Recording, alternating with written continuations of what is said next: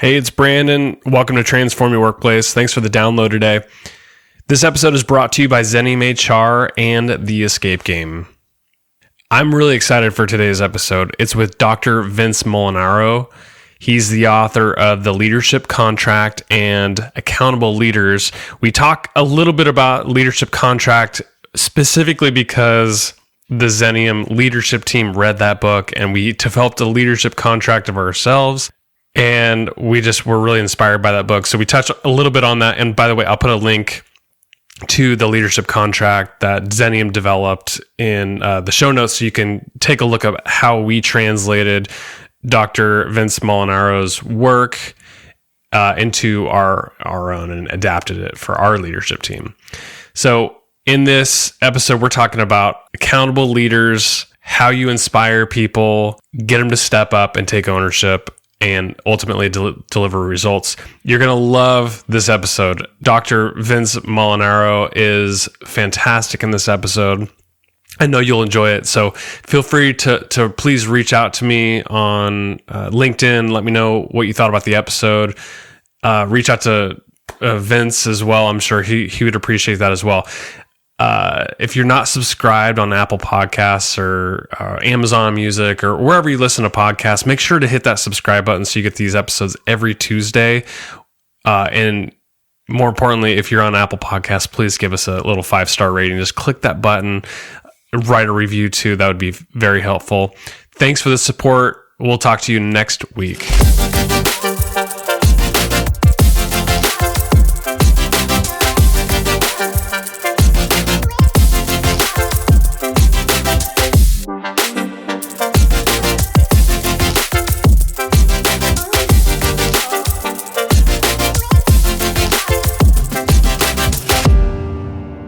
Hey, Vince, it is a pleasure to have you on the show. Thanks for coming on. Thanks so much, Brandon. I really appreciate the time to chat with you today. Yeah, I'm excited because we're going to talk about your new book, Accountable Leaders, Inspire a Culture Where Everyone Steps Up, Takes Ownership, and Delivers Results. But before we do that, I wanted to mention that a few years back, I actually had a conversation with a colleague of mine about the Leadership Contract, which is your first book and very popular book. We loved it so much that as a leadership team, we took that book and created our own leadership contract, which is what you suggest in the book. And so we just absolutely love that. Before we dive into talking about your new book, Accountable Leaders, I thought maybe you would give listeners a chance, if they haven't read The Leadership Contract, what is that book all about and how does that tie into Accountable Leaders, your new book? Yeah, well, and thanks.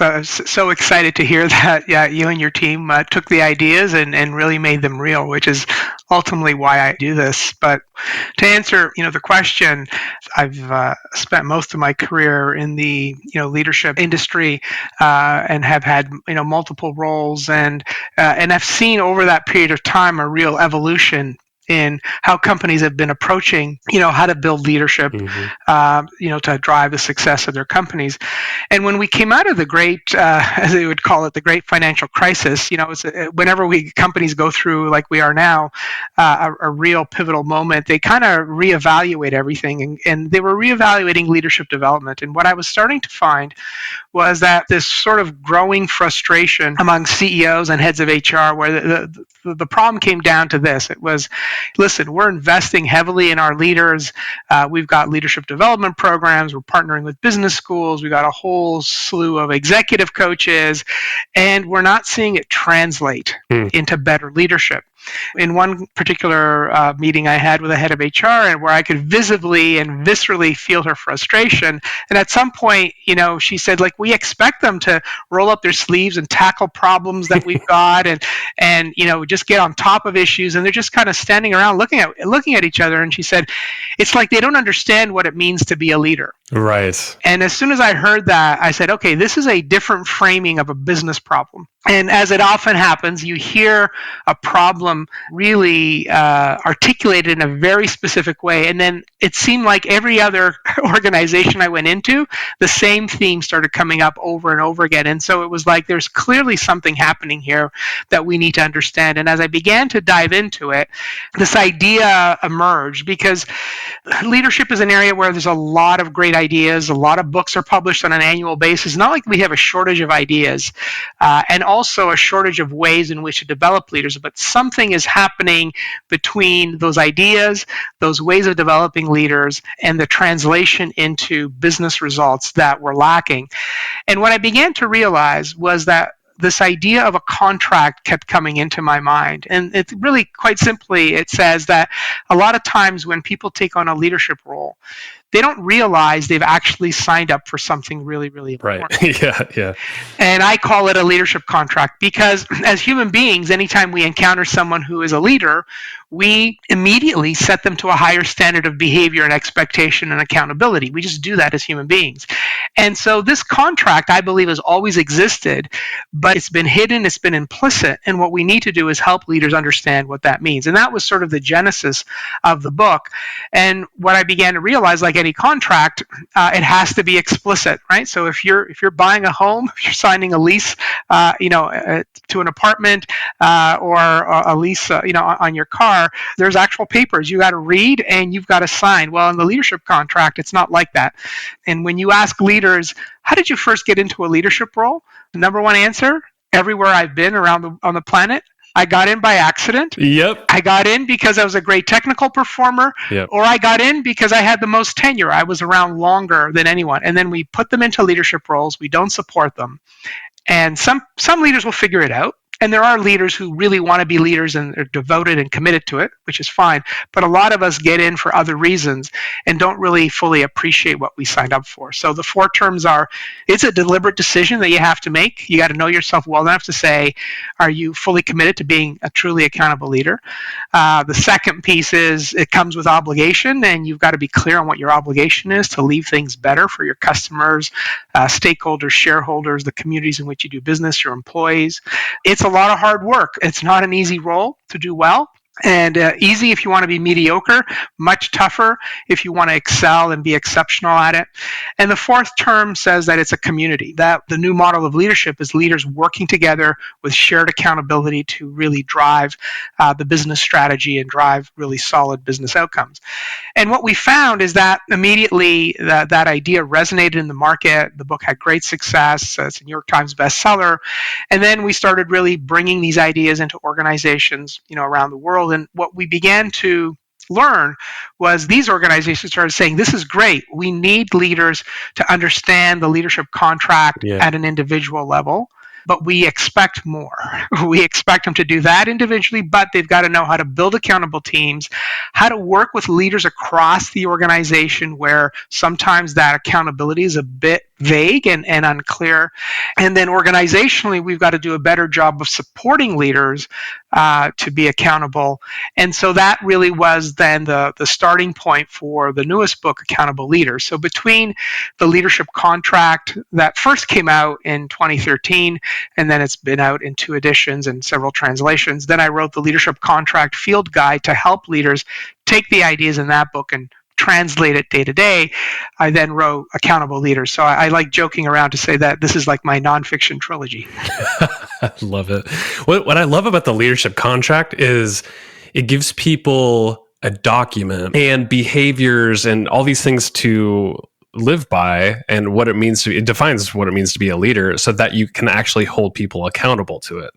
And that's where I think the second book, or I guess your third book, really comes into play with Accountable Leaders, right? It's taking the leadership contract, building on that, and holding people accountable to it.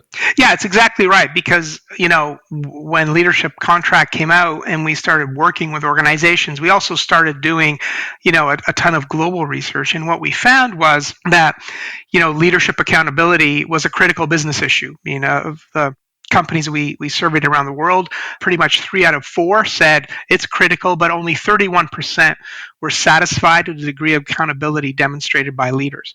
In fact, only about 49% of leaders are seen as being truly accountable by the organizations that we surveyed. So this is an all along leaders themselves, what we also found is that most organizations have never set clear expectations of their leaders. They've never said, here's what it means to be a leader in our company. Here's where we're setting the standard and the bar, and here's what we expect you to behave towards, right? That's the standard. So when companies don't do that, then you leave it up to leaders to kind of figure it out on their own. And why would you make what is already a tough role, that much tougher? What we also learned, surprisingly, is that 80% of organizations admitted to knowing that they have leaders who are struggling in their roles and essentially being mediocre, and knowing about them and not being able to do anything about it.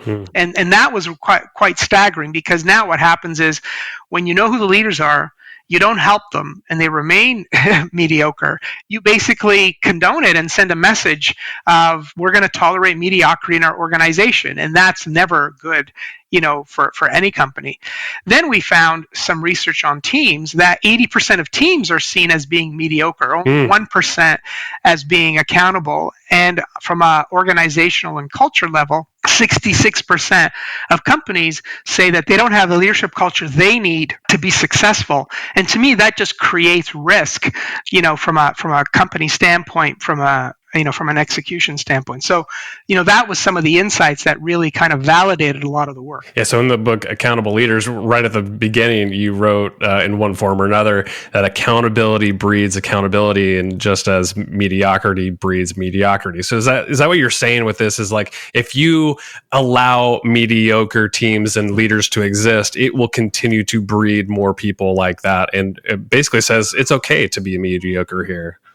Yeah, you're absolutely right. But the other thing that I've learned, right, in trying to solve this challenge that companies had between, this challenge around investing in leadership, not see it translate into better leadership, which is, what is the single most effective way for anyone in a leadership role to get better as a leader?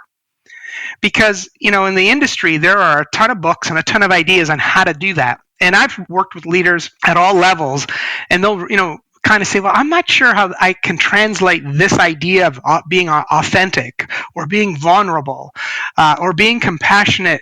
Those things are all important, but I'm not sure how it translates day to day in me being, a more accountable leader. So what I found was that it's accountability that ultimately differentiates truly great leaders from the mediocre ones. And the test is quite simple, right? I've not just written, researched, and advised on leadership, I've also had leadership roles. And if I'm really honest with myself and I evaluate my role and say, Vince, are you accountable? Well, on the whole, I'd say, yeah, Vince is pretty accountable. Okay, no argument there. Vince, is there more opportunity for you to be more accountable? Of course, right? Of course there is, right? And so the second you start leading with accountability, making that your focal point as a leader, you start sending a signal to the rest of your team. Mm-hmm. They start understanding what really matters. And so that's the kind of ripple effect that accountability can have. So back to your point, accountability breeds accountability. And the flip side is mediocrity breeds mediocrity. And I think a lot of organizations don't fully appreciate the impact of the difference of the two. When you look at, because I know you've done this research and you mentioned it in the book as well, but you look at companies like Sears, who were once giant companies just on top of the world, and at one point were kind of disruptive to the retail space.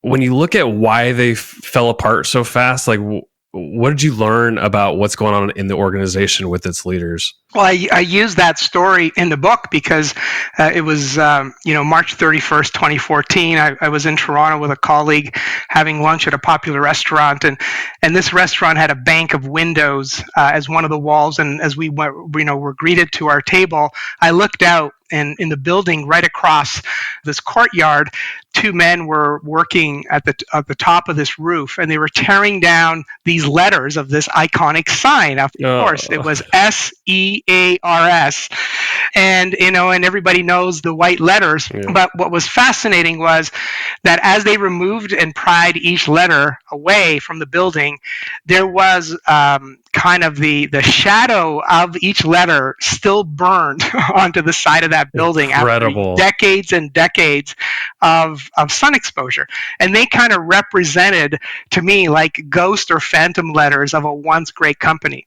And so I immediately took out my smartphone, took a photo of it. Little did I know when I started writing Accountable Leaders that would become a pivotal story, because at that moment in time, that store in Canada was its flagship store that shut down.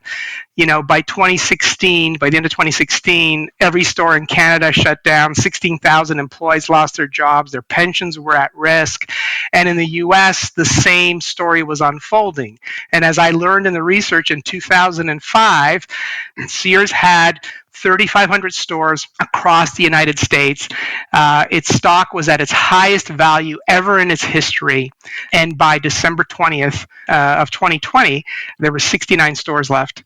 96% of the company value was eroded. Unbelievable. And the research that I did, and when I looked at what analysts had to say, everyone pointed to the retail apocalypse and pointed to all that disruption that you talked about that was happening in retail. And others were saying that's hogwash. That's not true, because other companies like Walmart, like Costco and others, facing the same challenges, not only survived but thrived in the face of it. They said they pointed it all to leadership, and ineffective leadership that ultimately was unable to turn around this great iconic company that had its roots in the late 1800s, that began with this mail order catalog where you could buy almost anything and have it delivered to you. Sound familiar? It sounds very familiar. And it's why I do this work. It pains me when I see a company and I see leaders unable to really deal with the complexity in their environment, and then the tragic ending of what was this iconic company, because they were an innovator, right? Mail order catalog, the first large department store where you could get anything under one roof, the first retailer to have an online presence in 2000 with Sears.com, great brands like Craftsman and Kenmore, appliances that my parents always bought because they last forever. And, I remember that Kenmore as a kid in our house, right? And so to me, it is tragic when that happens, because of the jobs that are lost, the value that's lost in terms of, value in the community, economic value. And that's kind of how I think about those stories, unfortunately. Hey, it's Brandon. We're going to take a quick break because I know you're looking for ways to build culture and lead a better team, especially remotely. And I found a great team builder for you that you can do completely virtually. It's called The Escape Game. The Escape Game is the top escape room company in the United States with 20 locations, and they call their virtual escape rooms remote adventures. These are real escape rooms that you can play anywhere over Zoom. How it works, you log into Zoom with your team. You'll meet your game host and your game guide. Your host gives you clues and instructions while your game guide is in the escape room with a live video feed of the escape room, acting as your eyes, ears, hands, and your feet. Your team then works together to decipher puzzles and escape in under 60 minutes.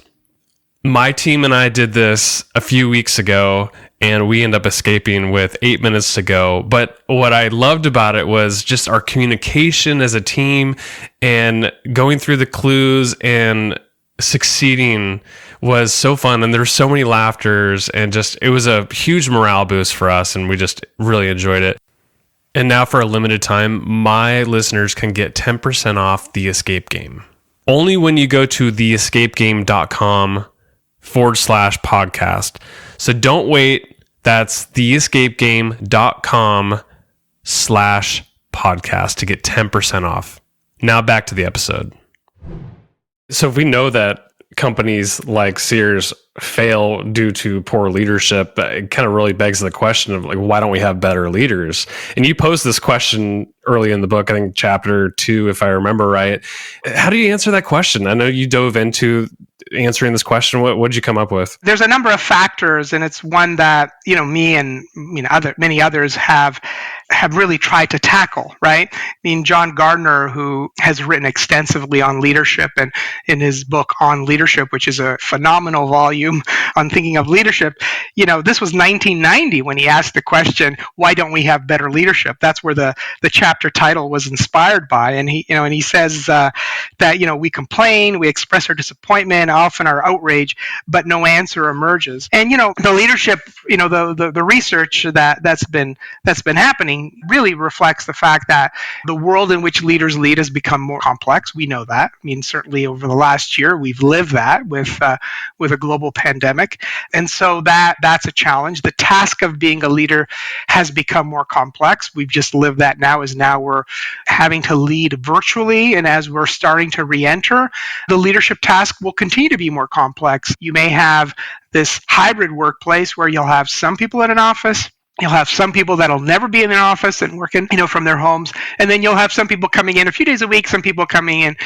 staying at home a few days a week. So for a leader, that adds a level of complexity that they have to manage, and there's an ambiguity. The demands and the pressures are quite a lot on leaders. Gallup has done research, that finds a significant percentage of leaders are actively disengaged in their roles, and that's a real risk, because if your leaders are disengaged, what do you think is going to happen to your employees? Most likely they'll be disengaged. And their research has found that 70% of the variance on employee engagement can be attributed to the manager. Some would say maybe that number's a little high, but it's up there, right? And we don't do a great job in really preparing leaders for the leadership roles. As I said before, you ask most leaders, how do they get in? By accident. That's not a great way to start a strong career as a leaders, and there are problems in how leaders have been developed. So many leaders are just simply underprepared for their roles. Leadership development is underwhelming, and so that's all the stuff that my teams and I over the years have really been trying to address, is how do we make this better so that we can help leaders be at their best, so they can have the greatest impact to their employees and to their companies and to the organizations they work for. I pulled out this quote that I thought was fascinating. You said you carry around a notebook with you wherever you go, and I think you said you had like 15 years worth of notes. And you said, when in this topic about accountability, you wrote that, quote, "I realized that the problem companies were facing was about leadership accountability. Organizations have too many people in leadership roles who didn't fully appreciate or understand what it meant to be a leader." End quote.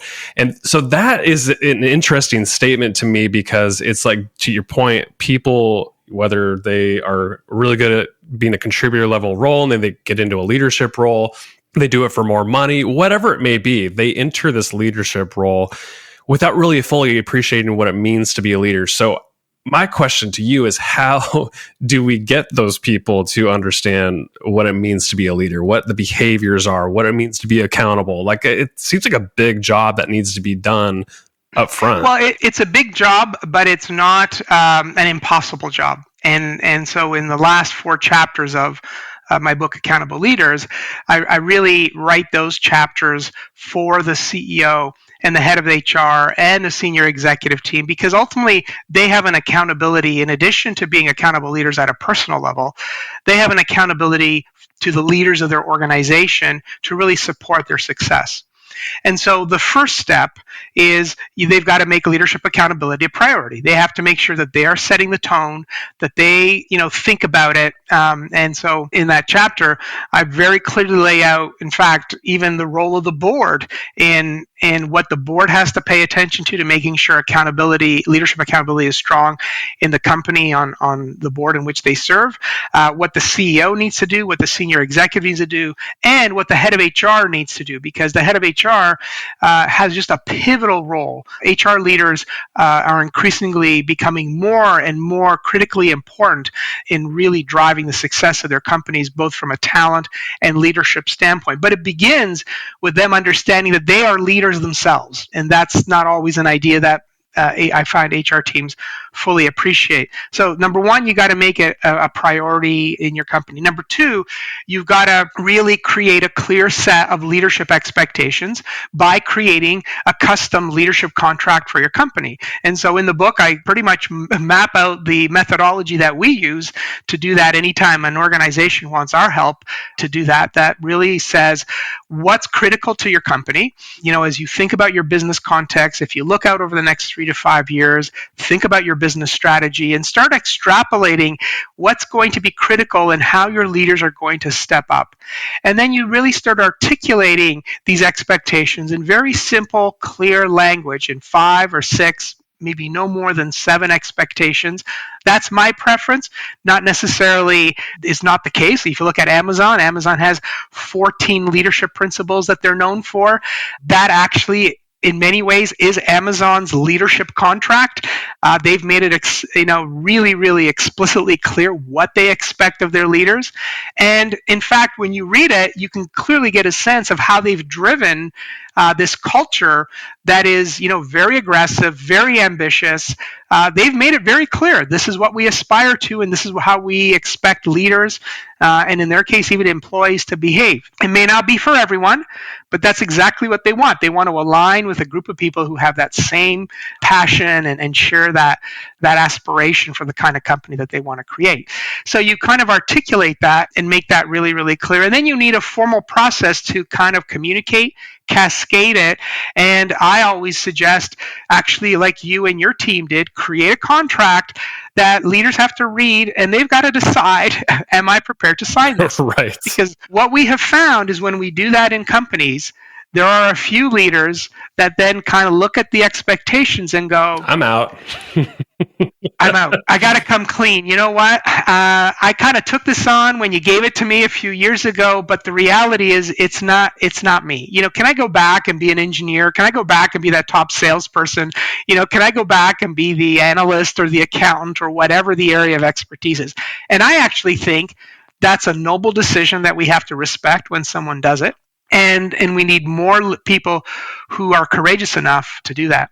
The next step is the toughest one. This is where you now need to do the hard work as an organization to support leaders who are struggling in their roles, because just because they've signed the contract doesn't mean they've got the capabilities they need to be successful, so you got to support them there. The other thing you've got to do, I believe, is you have to demonstrate zero tolerance for leaders who behave in a toxic way.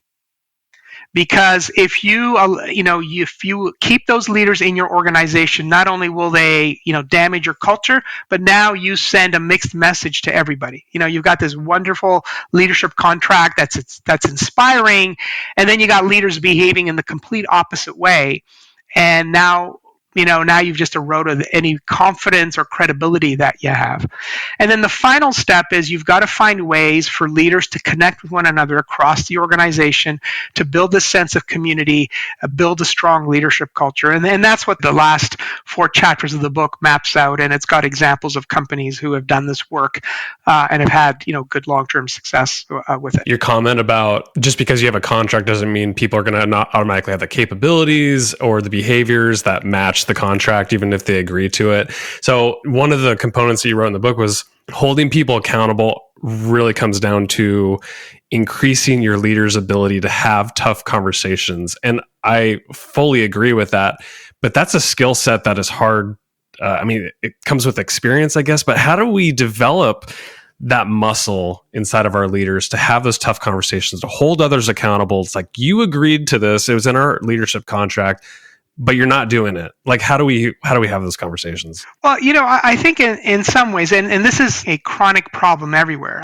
So my research, where leaders really struggle, is in peer-to-peer accountability. We sometimes have an easier time, not so much, but it's sometimes easier. Like if, Brandon, you're my manager, you can sit me down as my manager to say, hey, Vince, you're not doing your job. That's a little easier, but there's a lot of leaders who wimp out on those conversations too. A lot easier than in teams, though. Like if you're in a group of 5 or 6, that's hard to bring those things up. Yeah, and then if you and I are peers, so you're running marketing, I'm running sales, little harder to have those discussions. And in fact, that's the lowest rated item on this community of leaders survey that I have in the book that we see globally. Every company struggles with peer-to-peer feedback and accountability, even really, really, companies with really strong cultures. Now, the other thing I've learned, which is fascinating, I spoke at a conference years ago, and one of the participants was the head of HR of a large financial services company, and she said, we doubled down on and I forgot which model they used. It really wasn't important, but they did this sort of difficult conversations, tough conversations training for all their managers, and they said it didn't move the dial at all. Really? Yeah, which was staggering to me. It's like, wow, you made that massive investment, and I knew the program they had was an exceptional program. So, what happened? And what I've learned is, and it's why, the 4 terms of the leadership contract are important, is that you've got to get at the mindset of a leader to kind of help them, those kind of programs get at the skill set, but you got to help them understand why it's even important that you actually have tough conversations.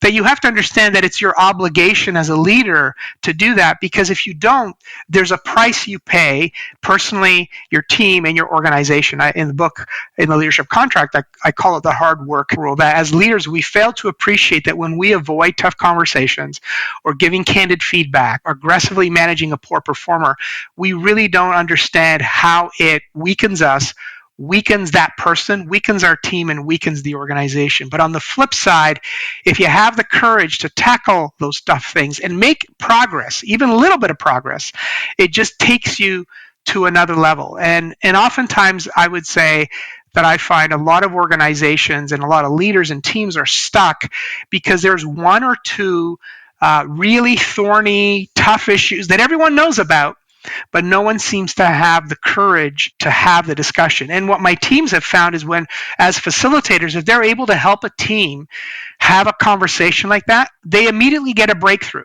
They're no longer the team they were like 30 minutes ago, because now all of a sudden this thing hasn't been weighing them down, hasn't been getting in their way. And that's what leaders need to understand.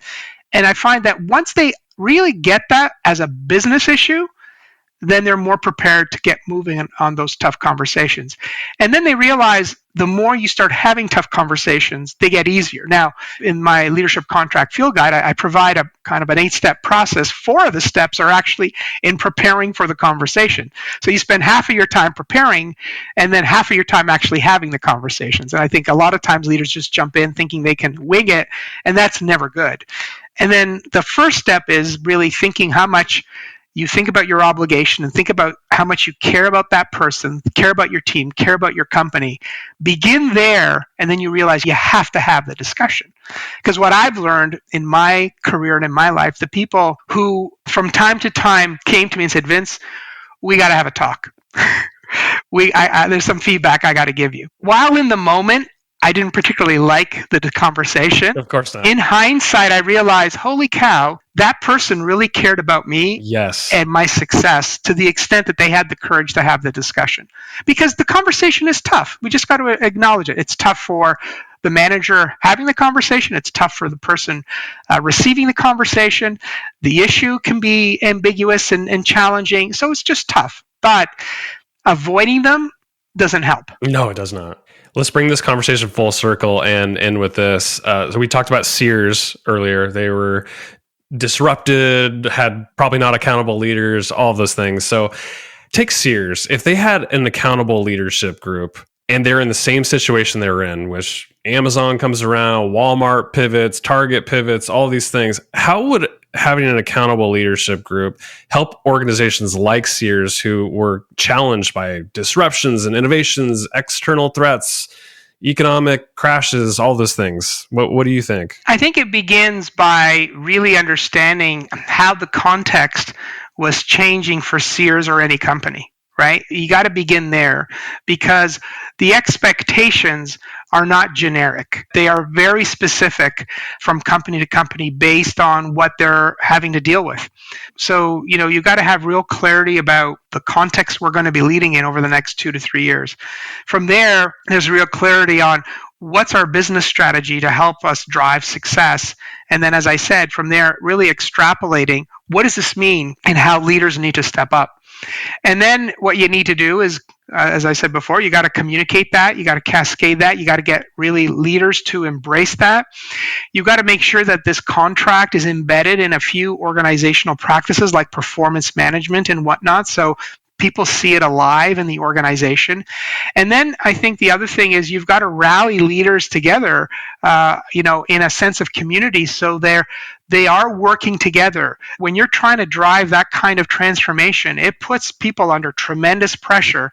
And if you haven't really got a strong leadership culture, you're going to get very traditional things that happen. You're going to get departments fighting against one another, silos fighting against one another, departments jockeying for ego and prestige and position. And that's not a good recipe for success when you're trying to save a company. That's kind of that focus on accountability, how it becomes critical. But you've got to define it, make it clear, communicate it, cascade it, hold others accountable to it. Those who are unwilling or have decided not for me, then they've got an alternate path, then push forward. My guest today has been Dr. Vince Molinaro. He's the New York Times bestselling author of The Leadership Contract and now the new book, Accountable Leaders. Vince, thank you so much for coming on. Where can people learn more about you, get your new book, anything that you want to point people to? I've really enjoyed having you on the show. Yeah, it's been fun. Thanks so much, Brandon. Yeah, so really easy. The company website is drvincemolinaro.com. And also people can track me on LinkedIn. The books are available on Amazon and other booksellers as well. I really do appreciate, Brandon, you making time for this discussion, and I wish you continued success. And if you can dig up that leadership contract that you and your colleagues created, send it over because I'd love to see it. I will absolutely do that. It's been a pleasure, Vince. Thank you. Thanks, Brandon.